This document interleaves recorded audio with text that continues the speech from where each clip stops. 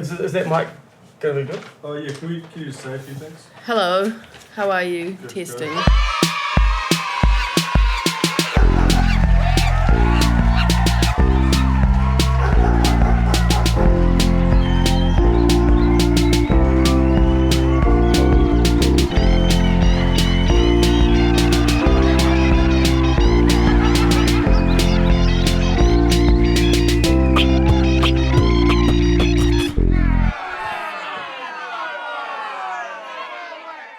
Hello, welcome to the inaugural. Is inaugural the word? Did we decide? I don't think so. Is inaugural like the first of something? Yeah. All right, Oh, the is it? inaugural episode. I got it. Shit. The inaugural Inaugural. episode. Yeah. Inaugural.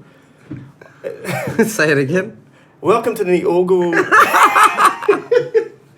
Shit, first episode of How Not to Be an Arsehole. it's going well so far. I'm Dominic, Tourette's.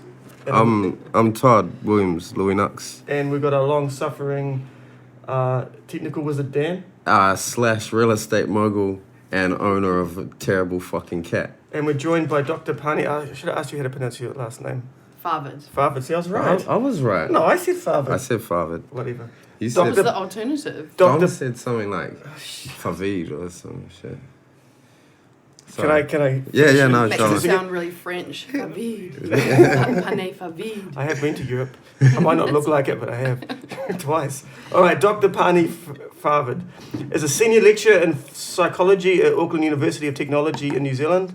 Her work includes examining the intersection of gender, sexuality, power, culture, and identity. She has worked on large projects examining the social construction of heterosexual casual sex and contemporary heterosexualities. I should have got you to read this, Todd. Drawing on critical, discursive, and feminist approaches to the study of sex, sexuality, gender, heterosexuality, gender relations, and masculine, feminine identities, technology, mediated intimacies, and modern relationships. So Yeah, how do you I get a could- fucking bio like that? That's crazy. I can safely say you've done more than everyone else in this room put together. Yeah. I doubt it. No. Yes, I don't know where those bias come from, but yeah, it sounds, I'm sure, much more impressive than the reality. So I always just call you a sexologist, but that's not right though, is it? I think it's funny because I think sexology tends to orient towards the more biological or biomedical kind of like examination of gender and sexuality. And I think a lot of the work that I do sort of steers away from that, and it's more like influenced by cultural stuff, social stuff, language stuff. So I think it obviously is sexological because I'm studying sex, but it seems the discipline of sexology is sort of concerned with kind of like the scientific study of But sex. yours is more sociological. No, it's social psychological, and What's the it's, difference between social psychological and sociological? I think sociological is kind of like a sociological examination of something is looking at sort of society en masse and like what's happening in sort of various demographics on a kind of quite a larger scale, whereas psychological, and it might be interested in trends of what behaviours and what's happening, but psychological or social psychological is interested in the sort of behaviour or cognition or thoughts and feelings of individuals in relation to other people. So it's got that individual focus. Yeah. So you can study or take into consideration what's happening broadly or globally or amongst a whole bunch of people, but you're interested very much in individual psychologies and how stuff around us affects the individual and makes them act or do things in specific ways in certain contexts. So what's an example of that? Like with Tinder? Yeah. So you've done a study on Tinder, right? We've done a very preliminary with the help of a student. We've looked Right. at the way in which women's use of dating apps and women's casual sex is depicted in the online. Did you? Sorry. Yeah, that's okay. Did you look at? Because I've used Tinder in a few different countries, and something I found specific in New Zealand was women having pictures of their children. Sometimes only pictures of their children, which I In found. New Zealand? Yeah, like in Australia, I didn't find that. Around Europe, I didn't find that.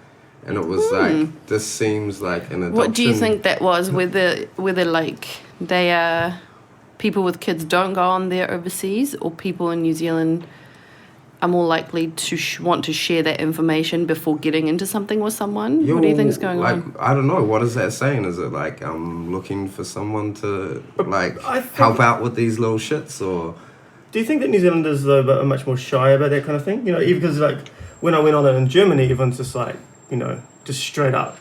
Das fucking. Yeah, but then here it's like everyone's like, oh, I just went on here because my friend put me said to go on, and I don't really, you know, it's not like they don't really own it. It might be. I think in some ways, New Zealand tends to be slightly sexually conservative. I think, especially probably compared to Germans or Germany or Berlin, They're out of control. which has got like, you know, a reputation for being quite sexually adventurous and out there. Whereas I think even though we talk about sex in our culture, I think we're still quite conservative and prudish when it comes to all sorts of things. For example, whenever the topic of sex education at schools comes up, there's, you know, always someone in the media who's like, oh my goodness, we can't talk to kids about sex or teenagers about sex who are already having it or thinking about it or interested in it.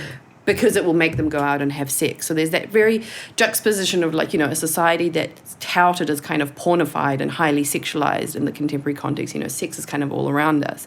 So it's everywhere, but we also don't really want to talk about it, especially with younger people who are growing up in that cultural context, which is a really interesting contradiction, and it's really problematic because it sort of seems back to front, right? Yeah. Is it true? I remember reading somewhere that it's saying New Zealand's a particularly promiscuous society. It's funny. I think that was a Durex sex survey from 2008. I don't know how I know this, but I think I might actually be wrong on the date. But it said something along the lines of New Zealand women were the most promiscuous, like in the online survey that they did, which I have to say is, you know, it's got selection bias. There's no way that it's scientifically sound. You know, it's a particular group of people, so yeah, it wouldn't hold up to sort of scientific scrutiny. But yeah, there was this notion that a lot of New Zealand women engage in casual sex, but we have... So just women doing it by themselves, like... well, the thing is, no one seems to care when rates of, like, men's casual sex is talked about. They're not interested, and we don't know what the comparable rates is. I would say it's highly likely that the rates of casual sex among men was still very high, but what they're saying is the New Zealand woman compared to other women in other countries were higher. But we actually don't have any... quantitative data, no numbers on sort of casual sex experiences of adults in New Zealand, which is something I'm hoping to collect one day soon. That would be pretty difficult one. I guess anything where you're surveying about sex, especially in a conservative society, you're going to run into problems with people not wanting to talk about it. Not wanting to talk about it. Totally. You just have to be careful bumping the table. Apparently. Is that all right though? Yeah. Everything.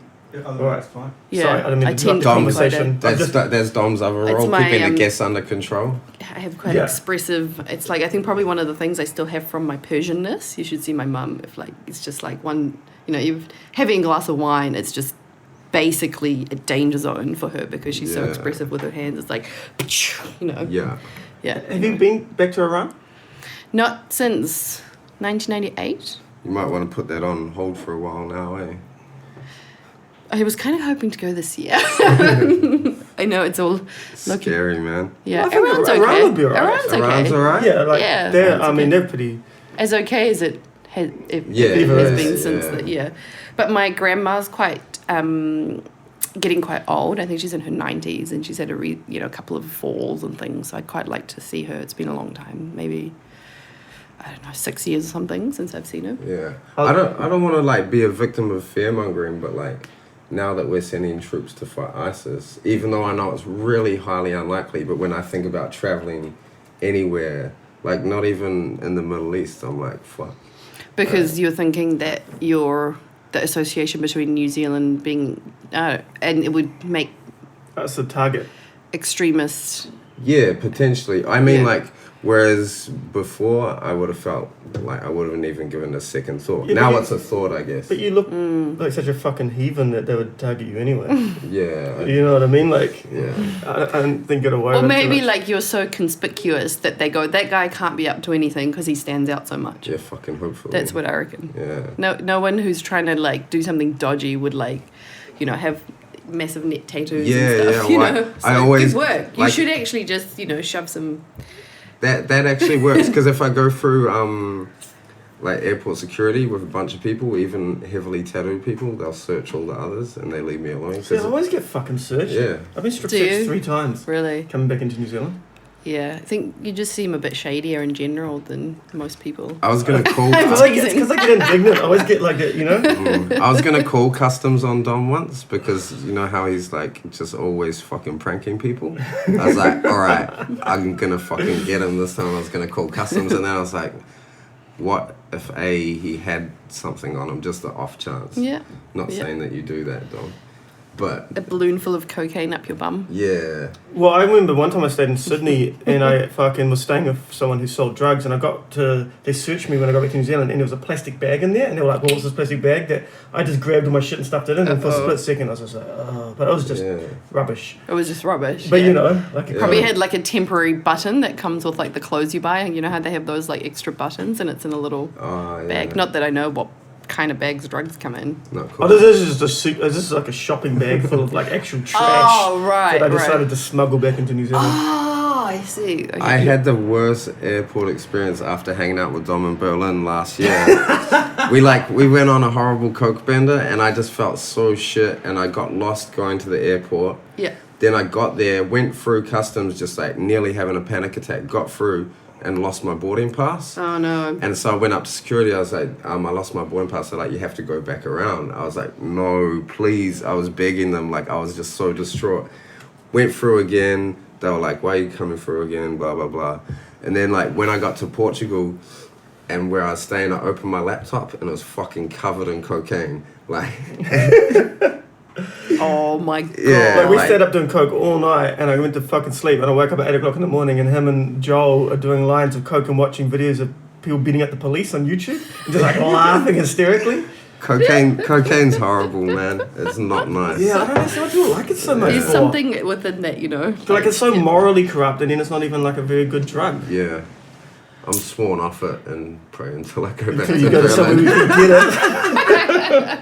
I'm glad we live here though, and it's not like It's readily not a available. big, yeah, and cheap. it's quite distressing when you go overseas and you see quite like the evidence of really hard drug use just around you, like on the streets, like people with, you know, track marks in their arms. And, you know, I remember being in Melbourne a few years ago and Smith Street maybe? Yeah, and that's it's the just like, oh my God, like I'm just so glad. I know we have, you know, considerable pee problem here, but I just, it's, you know, it doesn't have that, New Zealand used to have like a major heroin problem though, but... Did it? Yeah, or in the 70s and early 80s. like our parents' generation. Really? Yeah. Because that's like that Mr. Asia thing, they're all bringing it in. Oh, right. But then I think that the Asian gangs killed all those people Oh, yeah. because they were narking or something. I could be completely wrong, actually. I shouldn't probably speak it.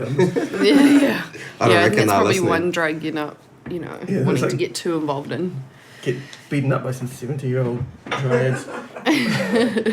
Have you, because I read on your bio that you were looking into 50 Shades of Grey? Yep. Me and some students looked into that. So we did some.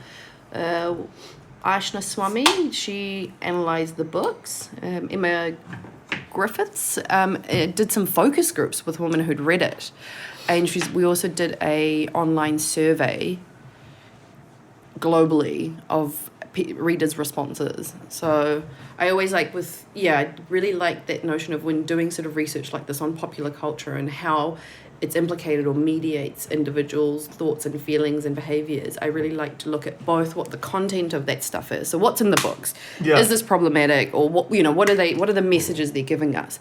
But you never, like as a psychologist or someone doing this kind of work, we never, we don't buy into that immediate effects theory where, monkey see, monkey do. Yeah. It's not that straightforward. It does, obviously, the messages we get, and especially if they're repeated amongst lots of different mediums, it's going to affect what you think reality and proper ways of behaving is.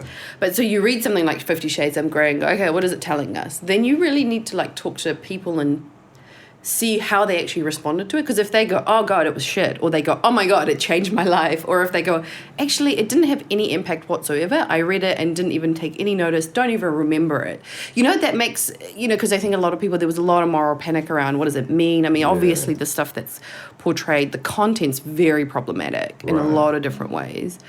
But I think people tended to have either that kind of stuff, like I don't really remember, or some women were like, it made them question their sex life and whether they were kind of adventurous and sexy enough or sexually kinky enough. Because it must have introduced a lot of people to BDSM, right? I'd say so. In the worst possible way. It's so strange though, like, because I guess like things can gather momentum in a number of ways, but like the only thing I took from, like, someone read me some excerpts from that book and I was like, who the fuck reads this and is I remember you reading it to me. I was just like, I couldn't believe it. It's not like, has that person like learned anything about writing or it's not even like good writing. It's like someone that can't write is writing with one hand while texting with the other hand and they're drunk. Like it's that bad. You know what I mean? It's shocking. We actually had a really good looking at, like, because it's kind of like a modern rendering of like the Mills and Boon stuff, like the old, romance novels that has the Fabio-looking guy with the ripped shirt holding this woman's scantily clad woman in his arms. I know those books well because once when I was in jail, that's all they had in the library. Fucking serious? No, dead serious. In a fucking men's prison, just romance novels. Shit. Jesus, that's hilarious. I was so bored, I'd read them. What did you think? It was shit. Yeah. Fucking garbage. It didn't work for me. Yeah, they always have this kind of like, it's got a formulaic storyline, and what we found with 50 Shades of Grey is that it followed the same formulaic storyline, but it just kind of inserted these like inaccurate BDSM things, so this kind of like bullshit kind of vanilla bondage, which wasn't even really sort of real BDSM, to sort of spice it up enough that it kind of could be touted as this like new PR, more female sexuality, examining female sexuality, exploring female sexuality sensation, which it just wasn't. Like, it was very traditional. It was very much, the dominant man who's so successful, he's not even a realistic character. He can't even be a real person. Yeah. Then this, like, kind of idiotic, naive virgin, 20-year, I mean, how... So she's a virgin. She's a virgin in the book. How stereotypical. And it's just like, they've taken kind of Mills and Boon and kind of made it even more like extreme. Hyper, yeah. And I think and really good PR, I would say, really good advertising. Because when I was in London, not last time before, like 2012, and it just come out or whatever, and I was on the tube, and every single person on the tube, like men or women, was reading it. It was fucking crazy. And I didn't, at that point, I was like, because I've been travelling, I didn't realise what it was. Yeah. I was like, what the fuck's this book everyone's reading? Yeah. Because hasn't it sold more copies than the Bible?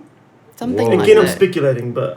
What's worse out of 50 Shades of Grey than the Bible? Exactly. What's going to be more damaging to society? Someone said something, I can't remember who it was, but something about, like, even if it sold a huge amount of copies, it won't be remembered like a lot of the other, like, great, great written works of literature or whatever. Yeah. I mean, and hopefully that will be the case. It might be kind no of literary merit. No, I mean, it is. It's really like popcorn literature. It's kind of, It was just like, because I remember you showing me the excerpt, and I thought it was a parody.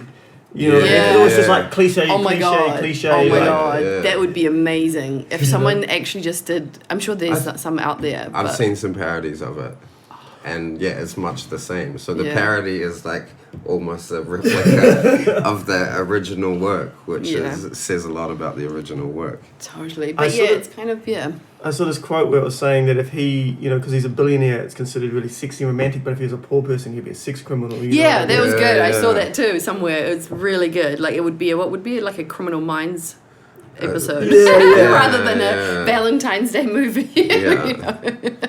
Like, it's insane. I just like, how people always like, the book's better than the movie.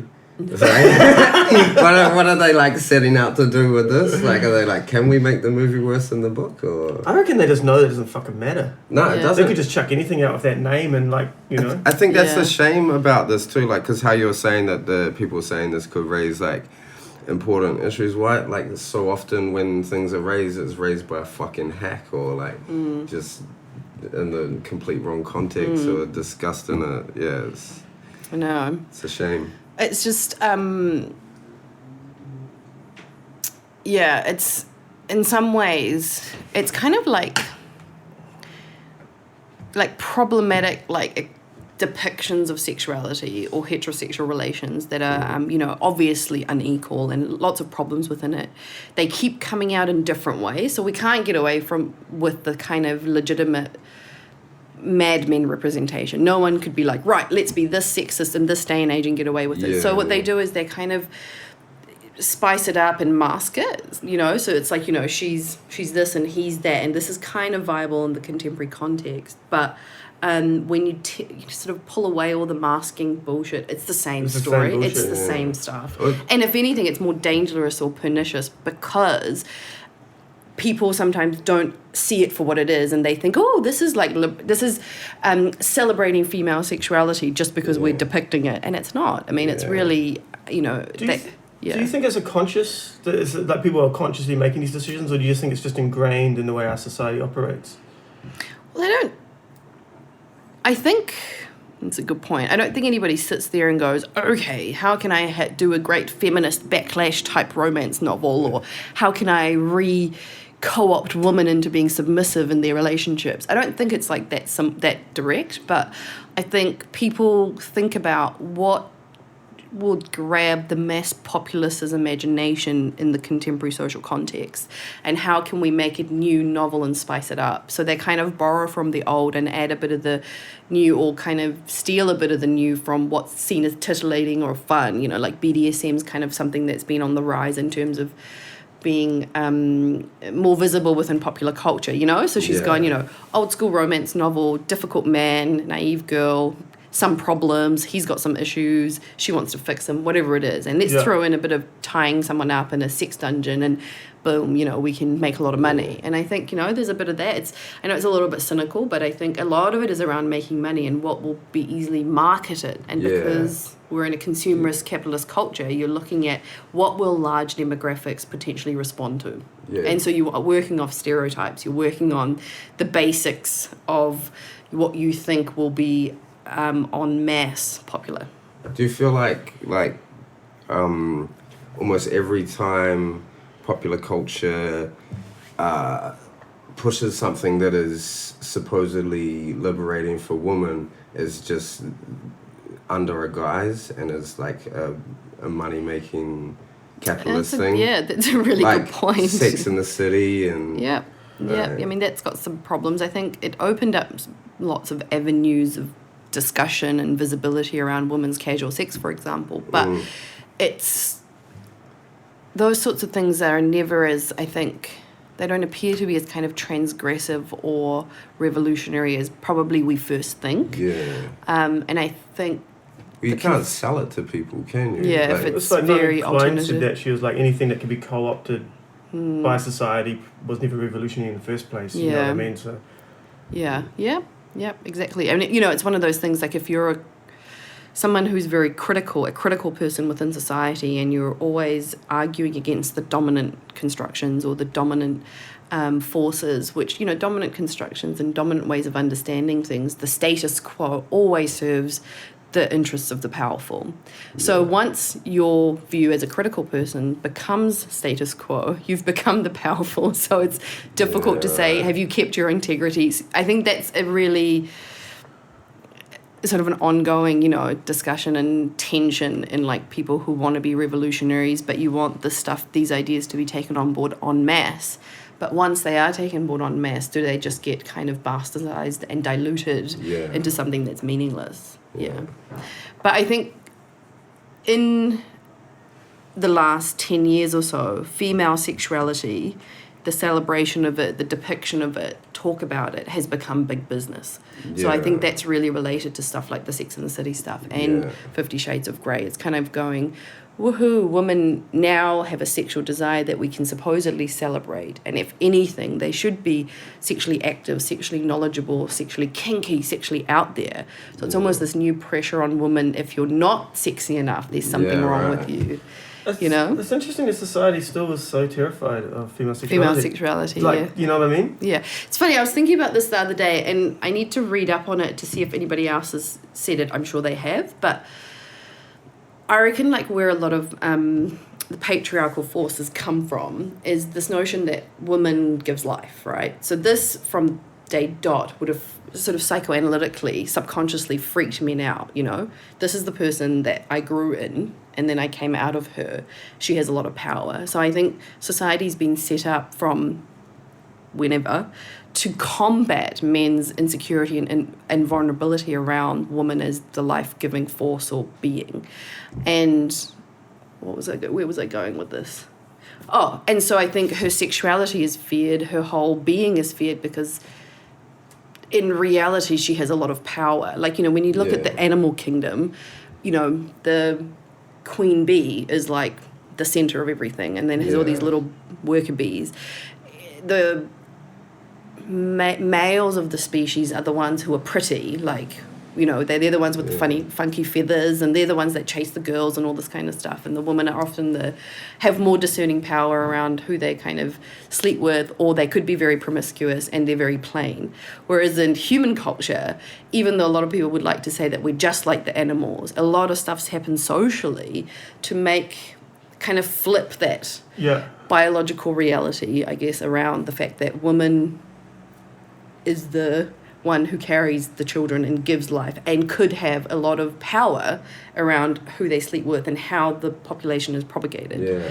And I think, so we've kind of had this flip so that women become the submissive ones. I don't know how it's all worked out, but the power relations, or, you know, right up through religion, kind of constructing female sexuality as a dangerous thing so that she doesn't engage in it openly and willingly, restricting it, monitoring it, punishing it, so that, you know, she's not in control of her birthing or whatever. She's just a vehicle. We create her into a vehicle that gives birth.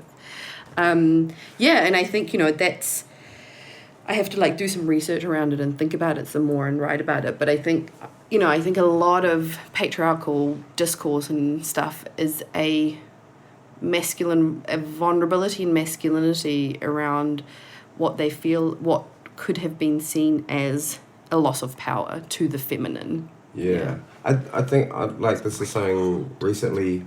It is really hot, Yeah, I'm sitting in the sun. It's fucking awful. It's alright. That fan's not portable, is it, Dan? It's loud. Okay. Yeah. On a somewhat related note to that, I was watching a documentary on Inuit societies in Canada. Yes. And their reservations. And my friend, she studied women from Inuit, and I don't know all the correct terms for the names of their cultures and groups and tribes and whatever. Yep. But apparently they were mostly all matriarchal societies before colonization. Then colonization happened, and then like domestic violence and just like women were really beat down within their culture, and then it got to a point and the men were like, this is not how we were, and the woman like, this is not how we were, and then like it's in a lot of cases been the women who have like found the strength and pride in their culture and are like trying to bring things back to how they were. And that's similar in Māori culture too. That, you know, there wasn't as that patriarchal power relations didn't exist till after colonization. And I think, you know, it's not that you necessarily want the opposite. You know, like, I don't think the answer to patriarchy is matriarchy. I think egalitarianism is sort of the goal, but I think it's really interesting to map where that need to control half of the population comes from. Yeah. And it's certainly not because one sex is stronger or more. And it's interesting how men, it's a huge generalization, but a lot of men don't realise how much patriarchy holds them back and the expressions that they have. Definitely. And the ways that they can live their life and stuff. And how quickly, if you step out of the bounds of what's acceptable as a man, that you get fucking shot down, not just by men, by women as well, you know. It's like, it's pretty quick, you know. Absolutely. I saw a woman on the show the other night, I forget what group she's from, but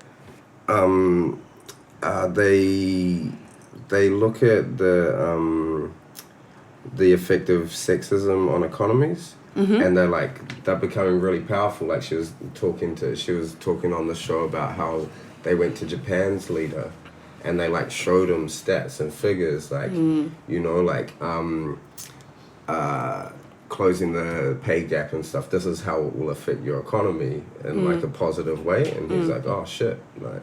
Definitely, definitely. And I think that's funny. That's really an important point. And a lot of politicians have talked about this. Even I think Hillary Clinton like mentioned it once in terms of, you know, what's good for women is good for society, and women, you know, earning as much as men or having the same rights actually works out well for everyone, you know. And it's a bit sad, I think, that we have to make an economic case to try and bolster women's rights. And it should but just I be a think human case. it should just be a human case. It's insane, right, that you still hear people saying the stats on what the pay differences are. Yep, 12% in New Zealand. Yep. 2015. Like, how can you... It's so strange that people fucking threatened by that, because it's like, you know, women, like, you work with women, your mother's a woman, your sister, they do jobs, like, how would you feel if for doing the same job as their male colleague, they're getting paid 12 cents less? So insane. I remember this friend of mine who's a woman, she got me a job writing for this magazine, and she got me the job, but she already wrote for them, and she was like, do you want to write for them? And then I was like, yeah, cool. Had the interview, and I just, at that point, I'd done no fucking writing, I couldn't write for shit. They gave me the job, I'm dyslexic, and then they paid me more than her, and it was just like, what the fuck? Like, it's like, I mean, not only is that ridiculous, but, you know, You're like, just lucky you had a penis in that context. And then they fired me anyway because I was fucking useless. Can you just, like, if you want to pay rise someone, can you just put your dick on the on the boss's desk and be like, so it's a fine line between sexual harassment and sexism and oh my god, I know, it's quite, and you know, it's funny because does it exist in academia as well? Definitely we only have I think only about 25% of all associate professors and professors in New Zealand are women. And there's research that's been done that shows sort of why some of the trends around that, and it's sort of things like women will wait till they're absolutely overqualified till they apply for a promotion. Men might not be quite ready, but they'll apply and they'll probably get it. Men are way more likely to get mentored and pushed into kind of applying, whereas women won't. A lot of, like, I think I was reading a report on it, a lot of this stuff comes from still, I think, unconscious sexist views towards women within the workplace, number one. Number two, the structures within the workplace don't support women's lives, especially if they're still required to be the main caretaker of children they have. And I think there's other sexist stuff that happens within different disciplines, like the scientific disciplines, the hard sciences, that sort of still hold women back, especially in the computer sciences as well. It's everywhere, right? I was talking to a woman who'd studied law, and she was talking about, so you know how there's gender stereotypes about women being persuasive and argumentative? In law, that was like flipped on its head. And like, I can't remember which way it was, whether it was like you'd be too argumentative or persuasive, which wouldn't make sense. I think it was the other way, where they're like, too passive. And like, women are not sort of combative so enough. Just conveniently those stereotypes are dropped all of a sudden. And it's so easy to disprove those gender stereotypes, though, because all you got to do is take it and then you say, okay, do you know anyone of the opposite gender that does those exact things that you're just saying, that only this gender, or, you know, like, it's like men aren't open about their feelings, or women are like, you know, always really emotional. It's like, well, what about that guy that you hang out with that's crying all the bloody time, woman that never fucking tells you what they're thinking, and it's just I think, and you know, those dominant constructions around masculinity and femininity, and which sit within patriarchy, are damaging for both men and women. Definitely. But it's a system that men on the whole benefit from, and women don't benefit from. And that's why it sort of requires changing. But it's still, you know, on definitely a personal level, like I know, especially in terms of psychology, I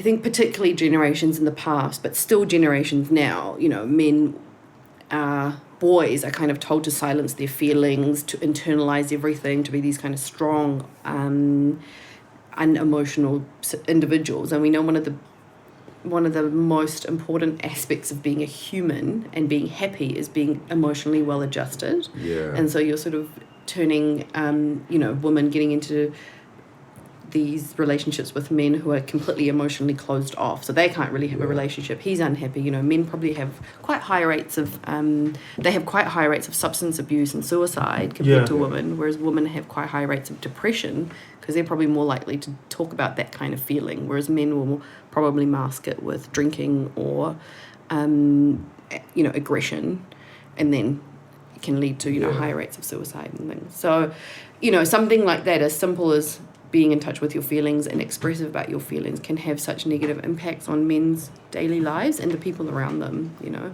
And I think that one of the things that's really tragic and I hate is you get patriarchy creates different types of masculinity, and the dominant type that has to be in control and aggressive and in charge.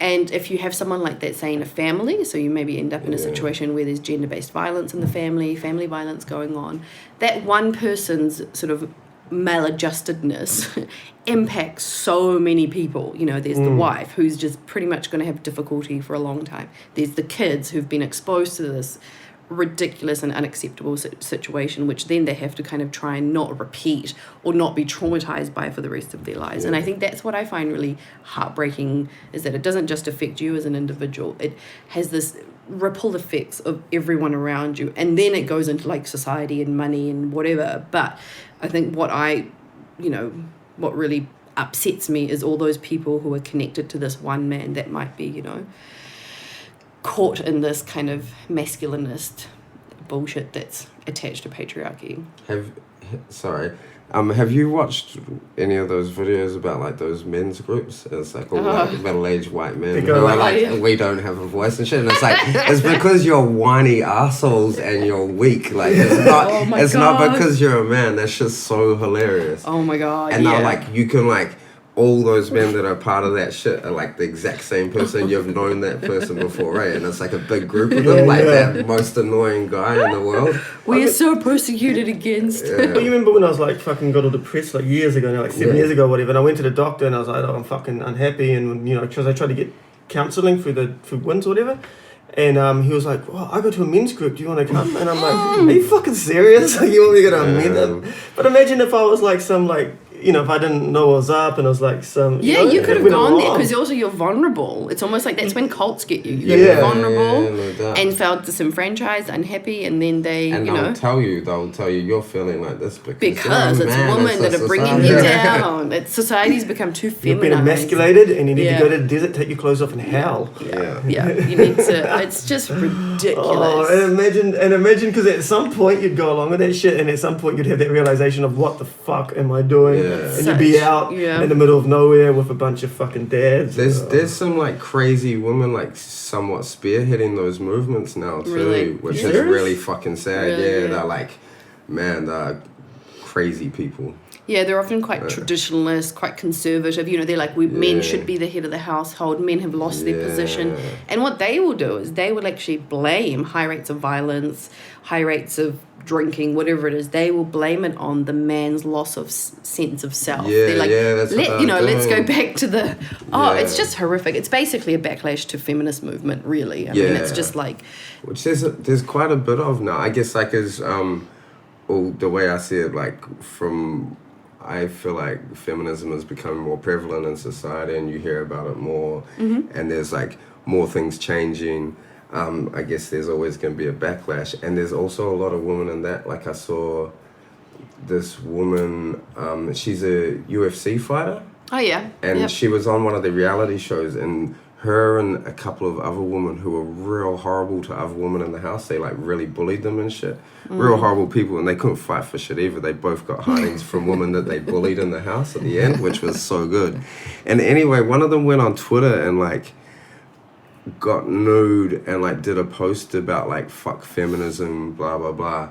And there's this woman Ronda Rousey, who's a champion. Her mother was like a judo champion, and she tweeted at her and was like, do you understand, without feminism, there's no way you would be fighting in a ring on television and shit. And you'd be at home cooking and raised, barefoot and pregnant, basically. Yeah, but her anti-feminism rant was all this insane shit, like my sons aren't rapists, and it's like, who's saying your son's a rapist? No one is saying that. No.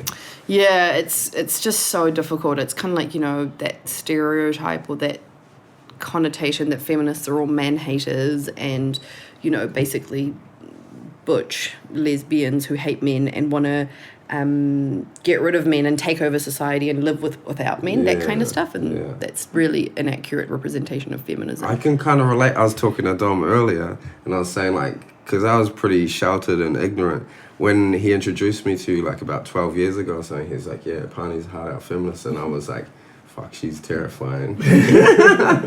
Like, that's actually how I felt, you know? So, Like after meeting me or when he said that? I think I might have met you, and then he Okay. told me that. And, like, at that time in my life, that was, like, You're a like, real... oh, good. Yeah, I'm was glad like- I had that I was like, does created she- that reaction. Yeah, A bit of fear is good, you know? yeah, I was like, fuck, does she hate me? But Yeah, it's 'cause I'm a always- man. It's Yeah. always Should I intimidating, go- I think, meeting someone that is when you're politically naive, like everyone is at some point, and then you meet someone who is quite educated. I mean, even if someone's quite right wing, if they're really schooled up on what they're talking Yeah. about, it's like, oh Yeah. fuck, Yeah. because you know that they're going to be able to come with all the shit and Yeah.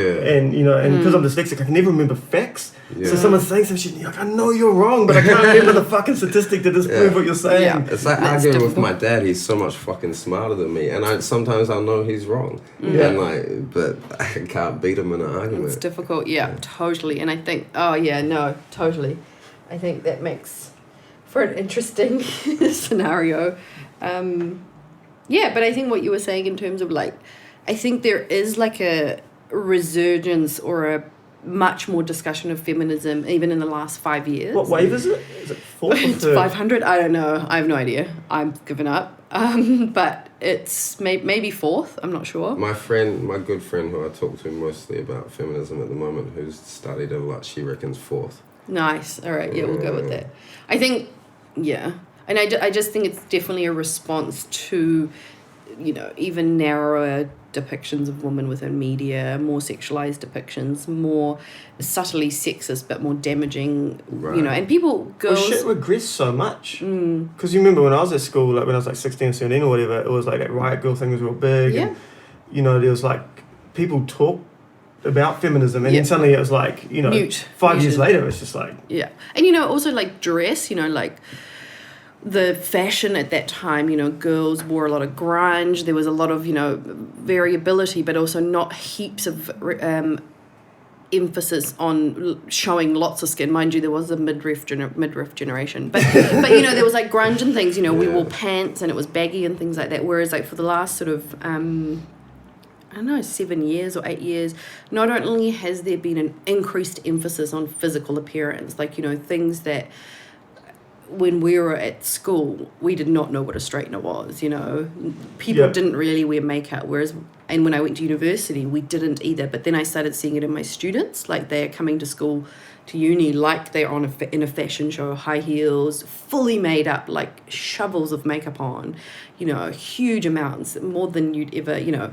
My sister, who's 14, has like huge drawers full of makeup. She uses primers. She's got this absolutely flawless skin. Yeah, She's yeah. like using primers, concealer, this, and doing contouring, and like it's a fad, you know. It's all like part of the doing femininity right. And I think when girls are focusing on representational stuff, they are not as worried with politics. They're not as worried with school. They're not as worried about sexism. They're not as worried about, you know, So you stuff feel that like actually matters. that's just potentially damaging as a distraction rather than anything deeper than... Oh, I people think would- distraction, but also in terms of how it impacts your sense of Right, self. yeah, You know, yeah. there's a really awesome paper by this person, I think it's Susan Bartke from the 1990s, and she talks about how, like, the requirement for women to be the beautified of the two genders, you know, she needs to, you know, have certain kind of hairstyle,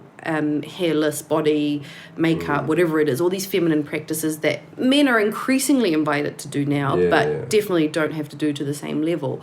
Is and actually they can opt in or out. exactly, and opting in and out for women means something completely different, Yeah, you know. harder. And that's actually linked to like an egalitarian system of, you know, sexual subordination, and like women become self-policing and self-regulating and concerned with their looks rather than all the other stuff, you know, Right, like yeah. checking their pantyhose when they used to wear pantyhose, Yeah. checking their lipstick, not leaving the house if they're not wearing makeup. It limits your mobility.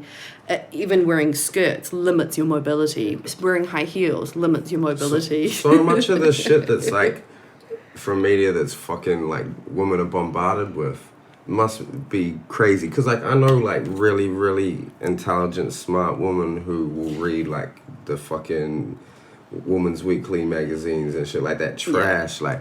Yeah. And I'm like, why do you read that? And look, I'm sorry, but that stuff is just toxic, and it's just, I think it's just like junk food for your mind, you know what I mean? It's Yeah. like, it's going to affect you no matter how smart you are. Yeah. And I think, you can say, people argue that women have, or people have agency with regards to what they read, and obviously they do, but I think, any woman, if you pick up one of those magazines or a fashion magazine, you feel like shit after you've read it. Yeah. Either you feel inadequate and not pretty enough or good looking enough, or you read those, celebrity stuff and you don't feel stylish enough or rich enough or whatever the hell it is.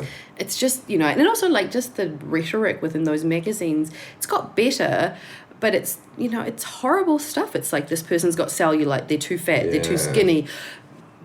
Brad's trying to cheat on Angelina again, maybe she's trying to keep her man. It's just horrible, dumb stuff, It's like it's just really, It makes you poison for the brain. Yeah, I wonder how many people like just kind of land on those jobs, or if they had aspirations like I want to do something else. Yeah, I want to be there are people that are like, I want to be a gossip columnist. Or Yeah. shit like Some that. people are probably good at it though. Some people, Yeah. you like talking shit. Totally, exactly. But and some of the stuff on fucking half E! brain Channel dead. and Oh, that that's stuff's the really worst, man. horrible. Fuck. Celebrity. But also, I have to say, some of the fashion magazines are trying to change things But don't you a think bit. those are just being part of mainstream culture? Like, there's no way you're going to be allowed, like we were talking about before, there's no way you're allowed to be transgressive. It's always going to be brought back, reeled back in. I mean, if you go too far out, then you're like, oh, well, you're out. Do you see Yeah. that? Sorry, I'll keep No, interrupting. that's Did you see alright. that the Sports Illustrated woman recently? It was like a big deal. They're like, Oh, they put a 'cause she size had 12. They're like, I put a size 12 woman on Sports Illustrated. She just looked normal. Like, she just looked like a normal shape woman, like, whatever that means. You know what I mean, Yeah. though? And it was Yeah. like a huge deal. Like, oh my God, that's so fucking progressive. I know. And I think coming back to your point, though, like, I think,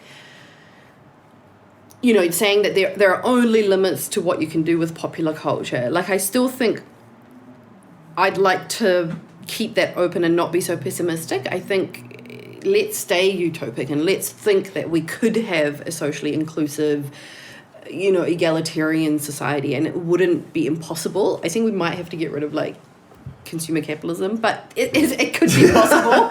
Just possibly. I think, there are. Yeah, but I think, there's definitely issues at the moment. And I know lots of women's magazines are trying to, they'll have a combo of stuff, but there's just the absolute fixation around physical beauty is so toxic for girls and women. Yeah. Even when they do those like empowering ads or Dove does stuff, it's still about beauty. It's saying beauty at every size. I'm like, can we just get away from the notion of beauty for women? Yeah. Can it be she's really fucking smart, she Yeah. looks really What about, do you need impressive some with soap to clean it? The soap's really good. are we time up? No, let's do your segment, Dom. What's my segment? Remember the Hoey family chat group? I don't know. I suppose they won't mind. It's We'll do it, important. and if they mind, we'll cut it out. No, Dom. So Hold we're on. trying to introduce some segments. Have you met any of Dom's family? I don't know if you have, I should preface this by saying Dom's family's pretty nuts. They're not nuts. No more nuts than my family. Oh, they're just really I don't know. I don't know if they appreciate being called nuts. Oh, you know what I mean. I say I do that call in an Vicky affectionate way. the mad mother. What's this called? The Hoey chat group. Yeah, so we have a chat Segment. group between my mother and my sisters. like on Facebook or something, or Yeah. Yep. I don't know how funny this is going to be to people that don't know my family. But so this is Maya is my sister and Victoria is my mother. So if it's no good, we can cut it out, right? It's gonna be good. Okay, it's going to be good. I'm back All on right, this. Maya. Chickens are native to Thailand. Who knew? Victoria. I just say mother instead of Victoria. Mother. Yes, and for us too. We're not they clever with the shapes. Maya. And closest living relative of the Tyrannosaurus Rex. Mother. Yes, the wonderful chickens. Maya. I think you should get more. Mother. I could do, but I seem to have not a very good record of chicken keeping. So my mother's had 7 chickens and there's only 1 left now. She got another one to replace, to sort of build up her supply again, and then it ran away. Damn. Maya, I'm going to get some next year. Chicken concentration camp. Mother, no. See, is this any good? I don't know No, if it it's any gets good. better. Oh, okay, I just don't know. I think you need to know the people involved. Oh man, just when they start talking about the chicken concentration camp. All right, is where I go good. I'll read it out because we can always cut it out. All right, where's it gone? Don't be so hard on your family. No, I just don't know if this is the right way to tell it though. Okay. All right, here we go. Anyway, Mother, Maya, that's not how the chickens are telling it. Mother, they need to be more contained. Maya, classic concentration camp rhetoric. Work will set you free. Mother, did you hear that TVs can listen to you? Maya, yes, the internet's gathering data, all the data you could ever want. Mother, yes, that's so 1984. Should give up the internet. Maya, I hope no one's listening to this chicken conversation. Mother, they'll have your number. Maya, you're the one with the chicken concentration camp. Mother, no chicken, free them, they just can't handle it. Maya, more like a chicken utopia gone wrong. The Charles Mansons of chickens. Mother, shut up. Maya, mother. The chickens call her Chitler. I told And you. then Claire, Oh shit. then Claire came in and said, hello everyone. Oh, that's That's good. my other sister. Good way to That's too funny. put it into that, Claire. See, that's a good segment. Yeah, well, Pani That's too laughed. fun. That's too funny. Couple things we're looking for sponsors, eh? So So we're just begging people to give us yeah, stuff. unfortunately for Pani, we don't have any sponsors yet. But when the next guest comes in, we should have like a fucking fruit platter, some like delicious beverages, Coffee, gifts, shoes. probably like a gift basket. My shoes are making my feet bleed, so I can't wear them, and I'm wearing bare feet, and my girlfriend's calling me homeless. At this point, we'll pretty much take anything, but we would prefer ethical businesses and local and ethical. Yeah, If not, lots of money will do the trick as long as you're not real as terrible. long as you're not Nike or something. Yeah. All I right. bet you would take some Nike. Look at your feet. Shut up. Thanks so much for coming in. Yeah, Pani. thank you, Oh, Pani. no worries. Thank you Our for first inviting me. guest. Yeah, That was good. Brilliant. Thanks. Thank you, Enjoyed Dan. Fuck your cat. yeah. Dan's cat Get in sucks. here. That's terrible. Oh, it's over there.